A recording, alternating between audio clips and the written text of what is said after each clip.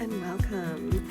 If you have found this page, I am going to assume that means you are new to embroidery or curious about the process of embroidery, and I am honored to be able to share with you the things I have learned along the way. So what I'm going to kind of walk through in this video, my name is Julie. I am the owner and designer and artist behind Stones and Glass Designs. I create embroidery kits with beginners in mind. So all of the pieces that I make, I design them and create them with instructions and tools and resources to help anybody who wants to try this wonderful art, whether you have any experience or not. So each of my kits, I create them and I make them into kits because creativity has always been a wellness factor for me. It's always helped me to ground myself, and it's one of the places that I've always felt very much at home and myself. So I love being able to share that art and that feeling with others in a way that's accessible, because not everybody has the same vision, and I know it's not as easy for people to pick up a blank canvas and just make something. So I love doing that aspect of things, which is why I'm here today.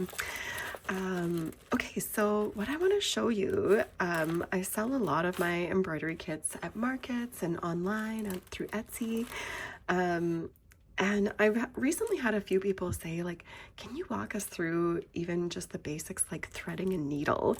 And yeah, I can absolutely do that. I would love to be able to share that with you. So the first thing I'm going to show you, if you purchase one of my kits, they are typically going to look quite similar to this.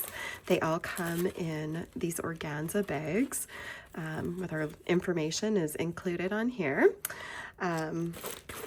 So inside your kit, you've got your bag there that you can keep your work in progress in, which I always recommend. It's nice to have something to keep everything contained.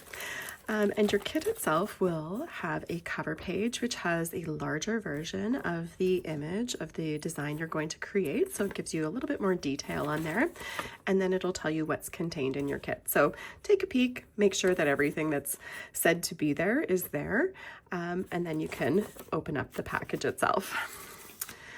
All right, so there's always going to be a hoop. I typically work with a 6-inch hoop, so these are just bamboo hoops. All you do, you unscrew the top and you take the two pieces apart. And I will show you how we hoop up our fabric in just a moment here. Your actual floss pack will come with anywhere between, usually 8 to 10 is kind of the average for my kits. I do have a couple with less and a couple with more. It just kind of depends on the kit. So this particular kit has 10, as well as the fabric, 2 needles. I always include 2 needles just in case you misplace or break one, as well as floss bobbins and a needle threader. So I'm going to show you how all these things work today. This particular piece also has the lovely gold accents in it. So there's some gold floss just wound onto a clothespin. Clothespins are a great way to organize your floss if you don't have the cardstock bobbins. So I highly recommend those, and they're kind of fun if you have like a whole bowl of cute clothespins. Okay, so we're gonna just open up our kit here and I'm gonna show you exactly what's included.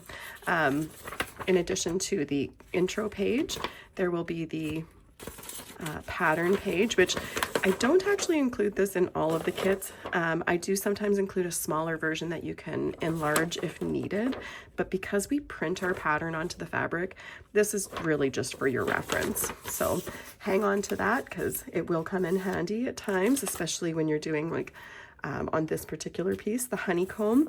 I print those a little light, or actually I think I stopped printing the lines altogether just so that they didn't show up in case your floss didn't cover them. So all of my instructions, they start with your supply list as well as an image of the piece, and then your getting started page. So this page here if you are new to embroidery, this has all the resources you need to get started.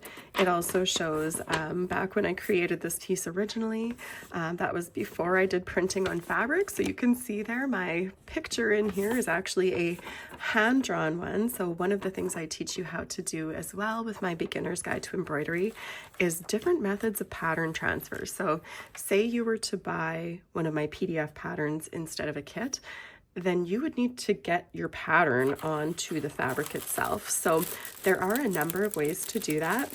Light transfer is my favorite. So the light transfer method, what that would be, so here you can see the pattern is on that one already, but what light transfer would be, it would be, that's when you would take this sheet and pretending that that's not printed on there already, you would tape your fabric nice and snug onto your paper and then hold it up to a window or a light source. If you have, you can even put like an iPad or something underneath, although I always found that was a little tricky. A window is by far the easiest light source in my opinion. And then you can use either a pencil or a lighter color pen, or if you have, they create for embroidery and for sewing specifically, they have pens that you draw on with them and then they remove with heat. So then you would just iron your design when you're done and the pen would remove. So there's lots of different options there. I like to take away that first kind of daunting step by printing onto the fabric because I want you to have great results. And I know that even for myself, if I have to trace the pattern onto the fabric, I might miss some of the details that I don't want to miss. So printing works great. I do actually have a tutorial on how to print onto your fabric as well. If you ever want to try that, I just use an inkjet printer and it works awesome. So one of the first things in your instructions is a link to my website, which is going to show you my beginner's guide to embroidery. So when you come to my webpage, just to Stones and Glass Designs, if you head over to the creative section and click on embroidery, whoopsies, click on embroidery, but you should go check out my stickers. They're a lot of fun too. All right, so let's go to that embroidery section.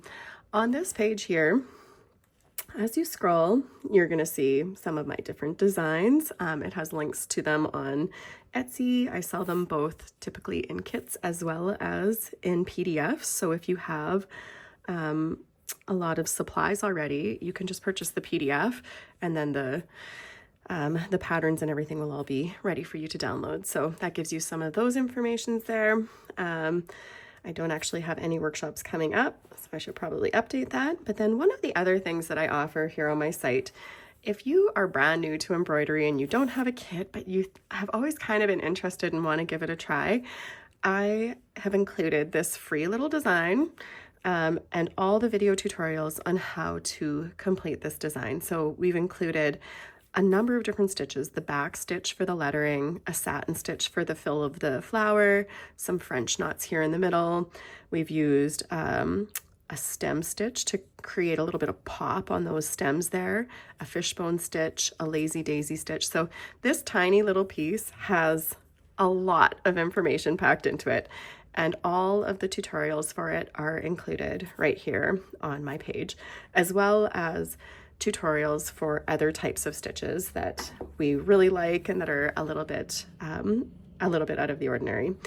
So this here is my beginner's guide to embroidery. If you just click on that, you can download this guide. In here, this is where I would recommend everybody start. If you have never embroidered, come take a read through here. This gives you an idea from the very beginning, like from everything to a little bit of information about floss and needles, how to transfer your pattern to the fabric, printing with an inkjet printer. Here's your instructions here and a little visual of how I set up my page for that, and then just more information on how to get started. So I put together this guide just because I love having the resources. It's fun to have them all in one place. So feel free to check that out.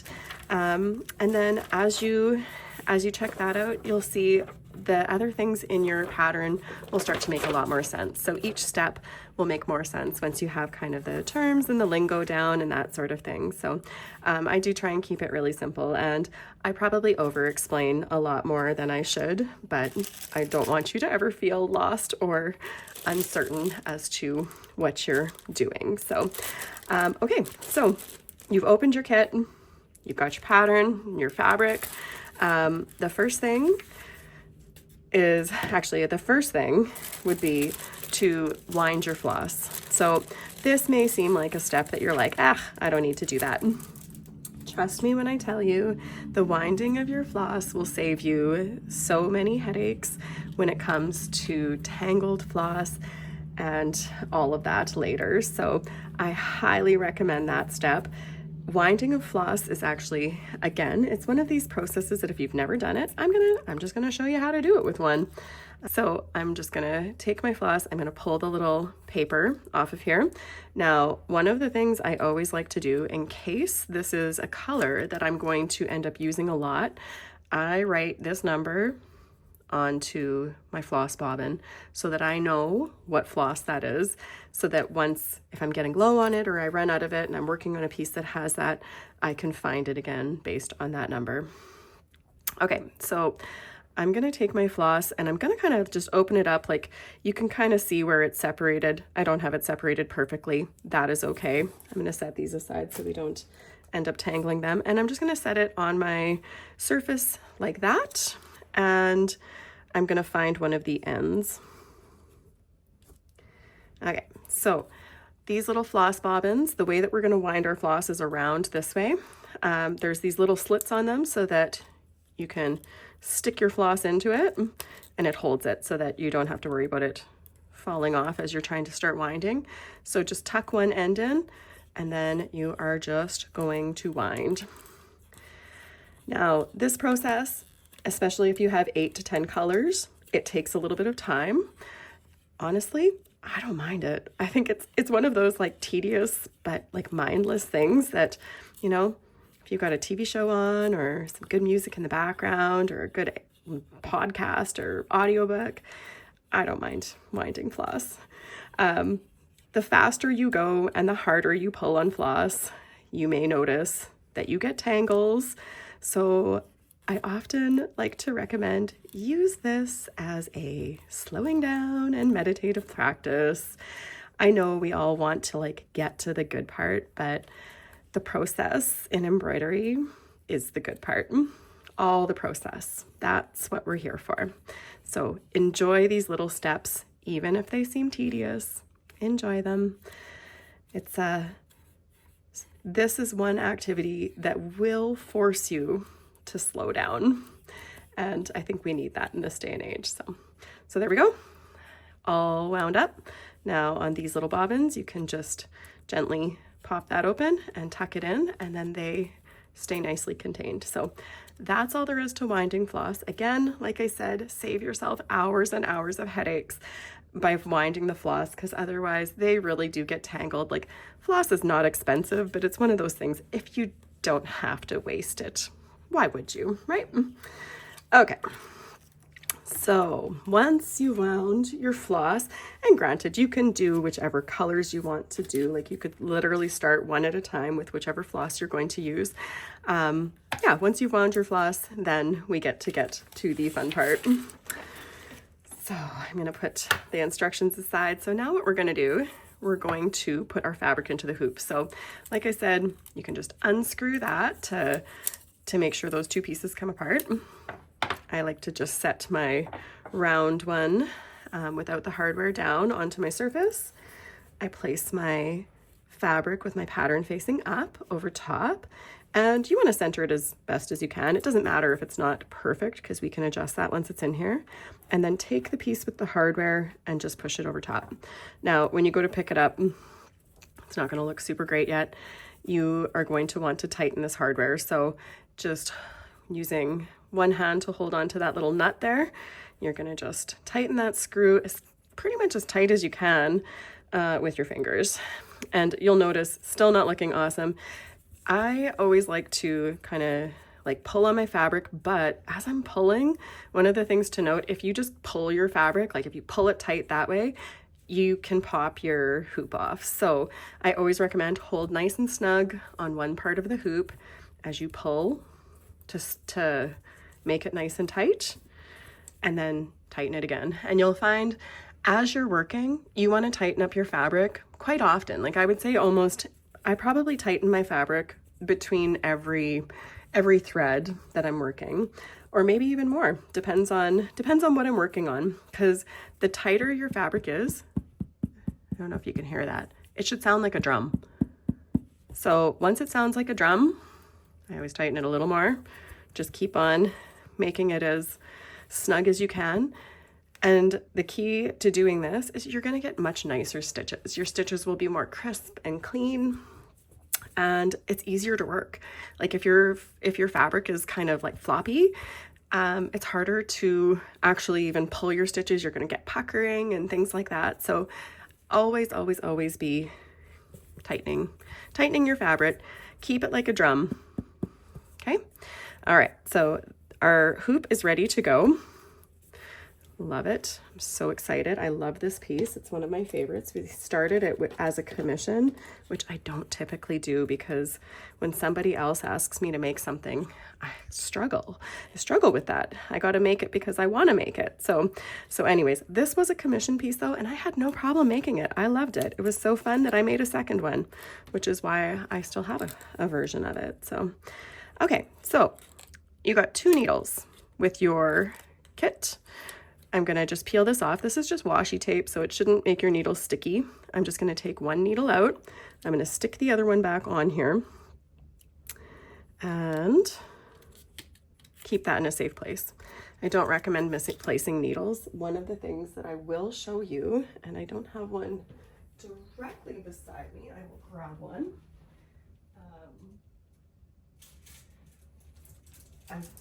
One of the things that we offer, and you can use just a basic magnet, but I make these stitch minders out of cute charms, because you can just never have enough cute charms in your life. And it turns out these are both fun and functional. So what these are, they're a charm that I have modified to add a magnet to, and then I include another magnet. What you would do with these is you just stick them from one side of your piece to the other, so that it's not going to damage your fabric. And then in between stitches, your needle will stick to there. So it's not, they do stick really nicely. It's not going to be enough that if you were really rough on it or brushed past it really hard that your needle will stay, but it's enough that when you're working, you always kind of know where your needle is at. I highly recommend them. You can find them in my Etsy shop, or of course at my in-person sales. Yeah. Okay, so that's a needle minder. They're a lot of fun. Okay, so threading a needle. Like, this is one of the things, actually I should show you this too. So, well, we're gonna show you the threader. The only thing that is not included in your kit is a little pair of scissors, because I assume that most people have scissors. If you don't have scissors though, a nice small pair is always very handy. Sharp scissors are important. I absolutely adore the Stork scissors. Again, I offer these through my Etsy shop and in-person sales, but you can even just go to a local dollar store. Like I think I got these from our Canadian Dollarama, and these were from like the Dollar Tree. So they weren't expensive, but they're nice and small and great for in a kit. So a small pair of scissors is always handy to have in your embroidery kit. Okay, so floss. Let's talk about floss for a minute. I'm not going to cut my piece super long just so that it stays in frame here. But embroidery floss, you will see the floss itself has 6 threads to it. So as you pull apart the ends here, you'll see all these different little threads. So why this is important, a different amount of threads is going to give you a different look on pieces. So for instance, actually I'm going to grab another piece to showcase this a little better. We have a couple of pieces that are worked up using all 6 strands of floss. And so you would use this whole this whole thread we would use for all the stitches. So this is an awesome example of a piece that we used all 6 strands of floss for. This one, such fun, one of our best sellers. We created it for our book lover community. A local bookshop had us collaborate on this one, and we offered a workshop.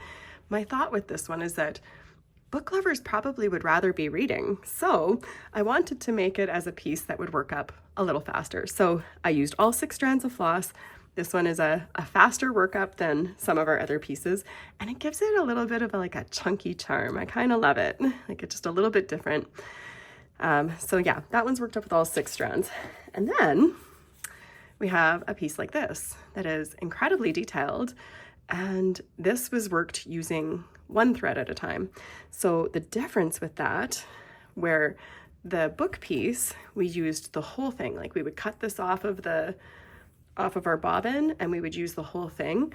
This particular piece, we would use literally 1 thread out of here. So we would divide it and snag 1 thread and just use 1. So I will show you how to divide floss. This is one of those things where it can get a little tangled. So again, I very much encourage you to slow down and use this as a really lovely meditative practice. Because the slower you go, the less likely it is to tangle. So, okay, so I'm gonna show you, I often do either 2 strands or 3 strands. I'm gonna show you with 3 strands. And I'm actually gonna show you what happens when you pull it fast first, because this is the thing that most people will do, and it's discouraging immediately because nobody likes tangled thread.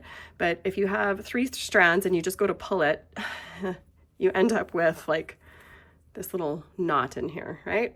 And no big deal. You can pull on the tail of it and you can get it out, but then it's like hard and it's tangly, and yeah, not a super easy thing to do, okay? So now I want to show you, when you go to, if you go to separate it into 3 strands or 2 strands or however many strands, 1 is the exception, and I'll show you that afterwards. Divide it up as best as you can. And again, be patient, give yourself grace with this process. So now I've got them divided. I'm going to pull them really slow. And guess what? They don't get tangled. You just got to be like super patient, which I know it's hard. It's hard to do. It's a good practice though. Okay, so pretending that this still had 6 strands, say I need 1. 2 doesn't work as good. 1 strand for this purpose works great. All you want to do, isolate your 1 strand, hold on to the rest of them there, and just pull. It'll start bunching up in your fingers, and that's okay. It will actually just unravel, and now you've got your 1 thread. Okay, so yes, the slower you go, the easier it will be to divide your floss. So just go slow, be patient, enjoy the process. Okay, so now we've got a bunch of random pieces of thread here. I want to show you the process of threading your needle. So in all of our kits, we include this funny little thing. There are sometimes different colors and different shapes, but you'll see it has like this little hoop, this little metal loop on there. What these are is a needle threader. And so if you are brand new to embroidery, or if you just struggle with the really fine motor skills of that part of it, use your needle threader. It's a tool, it's there for you. So what you do with the needle threader, you want to put this little metal part through the eye of your needle. So that's the trickiest part of that, okay? So you see that's through the eye of my needle. Now I'm going to take the floss that I've already divided that's ready to go. I'm going to put it through that space, that little metal loop, and now I want to pull this through the eye of the needle. Now, one thing I will note, especially if you are using all 6 strands of the floss, you want to pull very gently and you want to hold on to the metal part of this. Otherwise, you can do one of 2 things. You can either break the threader really easy, like the metal part will pull right out, or you can also break the head of your needle. So pulling just gently through, and once the tail is through, there we go. So my needle there is now threaded. Okay, and so what with embroidery, we leave this tail end untied, and yeah, we actually don't tie that up as we're working on our piece at all. We do tie the other end. So this is where I'm like, I actually love the needle minder for this purpose. I know where my needle is, it's not falling off of my thread, and now I'm just going to tie my knot. So at the opposite end of my thread, my needle's there, this is the tail, I'm just going to tie a knot. So all I'm gonna do is I'm gonna wrap that little tail around my fingers, and I'm gonna loop it through there once, and then I'm gonna loop it through there again. And if I'm using one thread or two, I might even go a third time. Heck, go a third time. Be brave. You got this. And then I'm just gonna pull it nice and snug without wasting too much floss. And then you see I've got my nice little knot and a little tail there. I am gonna cut off that tail just so that I don't have a ton of excess mess at the back of my piece. So there we go. That needle is ready to go. So now I could start on any element there that requires that color. Now, one thing I'll show you too, because you'll get to a point where maybe you don't want to have to use a needle threader, or maybe your needle threader broke, or whatever the case may be. Threading a needle, it sounds like a basic thing, but it can be really tricky. So I want to show you a few of my tips, because I can tell you I haven't used a needle threader in a lot of years, and I find like there's a lot of ways you can, it just takes a little bit of practice, right? So the needles I typically use are a 24 gauge needle. A 22 gauge needle is actually larger, and a 26 gauge is smaller. So I will sometimes include a larger needle, like say for this kit, because it's worked with all 6 strands of floss, I include a larger needle so it's easier to thread. And then if there's kits that have beads or sequins or things like that, then I'll include a smaller needle so it will fit through them. But typically you're going to find my 24 gauge needles. I love these needles. They work great. They don't damage your fabric or anything like that. So 24 gauge is kind of my happy spot. All I do when I'm threading a needle, so this is with 3 strands, you can lick it first. I know it's gross, or you can try it this way. So I take my thread, I put it into my fingers and pull it down as far as I can. Like I can actually barely even see it through my fingers now. And then I literally just scooch it forward. Oh, bad example. I didn't lick it. I should have licked it. I might lick it if I don't get it this time. There we go. I didn't need to. So I just scooched it forward and it goes through the needle.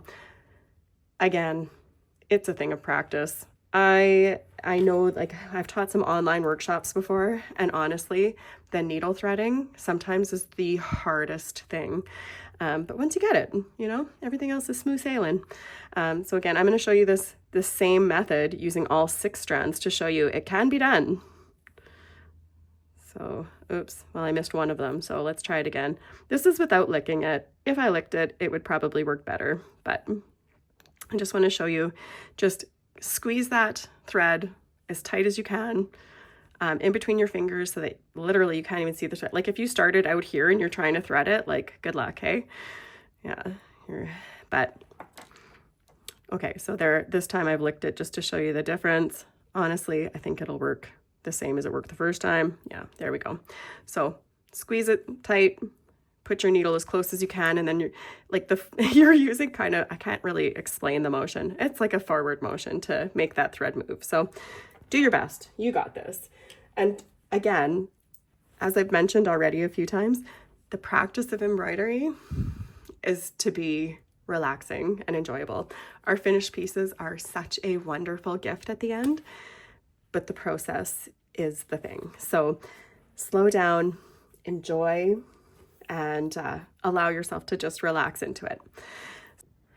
Actually, one more thing I would love to show you is how you finish your thread.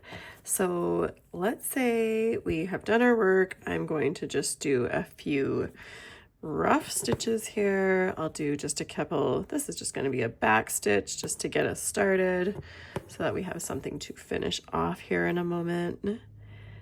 So let's say after this stitch, okay, now I'm all done with this thread. Now what? So turn your piece over. Actually, I'm going to do a couple more just so that I can show you this without you getting confused with that knot there. Okay, back stitch. I love this stitch. It's so relaxing when you can just keep on doing. Okay, there we go. All right, so now I'm a little further away from that. So now when I'm done, what I want to do, I want to fasten off my thread so that it's not going to pull through, so that if I like pull on the threads on the front, I know these are going to stay put. So there's a couple of ways, and you know, actually with a lot of different embroidery, there's a lot of ways you can get the same results. So do it however it feels intuitive to you. What I like to do, I just come back through one of my last stitches. I'm really working close to my hoop here. I pull my thread through, and before I get to the very end of my thread, I'm gonna loop it through there so it creates a knot. Okay, now considering this is going to be a hoop on a wall most likely, it probably won't get a whole lot of wear and tear, but I'm gonna do it again because I wanna make sure it stays put. If this was clothing or a pillow or something that gets a lot of wear and tear, I would probably do that at least 2 to 3 times. And then I'm gonna cut this off fairly close to it. You obviously don't wanna cut your new knot there, but I don't wanna have a lot of extra thread back here because then they just get tangled. But that gives you an idea. You're not gonna be getting those stitches off. So that is how I tie off my thread at the end. So those are kind of the main things I wanted to show you in this very basic intro video, just how to wind your floss, divide your floss, thread your needle. If there's any other things you would like to see, please feel free to visit my website. I have the video tutorials on there for all of the stitches included in all of my designs. That being said, most of them will be the tutorial for this piece. So if you have, say, a satin stitch, it's going to show you the satin stitch on this piece, but it'll be the same theory as to how you fill in your little bee or your books or whatever the case may be. So feel free to check out those tutorials. If you get stuck with anything, I truly am just a message away, and I'm happy to help. And take a peek at what I'm coming out with next. I never know what it's going to be, but it's pretty exciting to be able to create and share. And if you have suggestions for future tutorials or videos, send me a message. All right, have a great day, fans.